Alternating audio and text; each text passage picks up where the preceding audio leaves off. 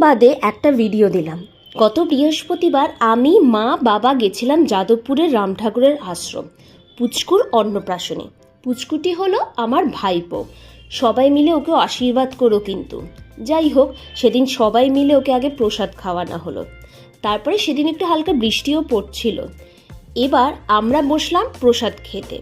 প্রসাদের টিকিটের এখন দাম হচ্ছে 60 টাকা করে প্রতি ব্যক্তি, আর টিকিট কাটতে হয় 11টার মধ্যে। 11টা থেকে খুব বড় জোর হলে 11টা 15। যাই হোক, গরম গরম পরিবেশন করছিল এই ট্রলিতে করে খাবার এনে। দিল প্রথমেই গোবিন্দভোগ চালের ভাত, শুক্তো।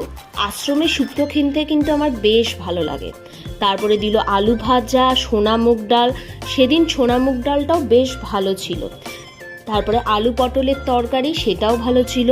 আমি দুবার নিয়েছি। যাই হোক, তারপরে দিল আমের চাটনি, পায়েস, রসগোল্লা।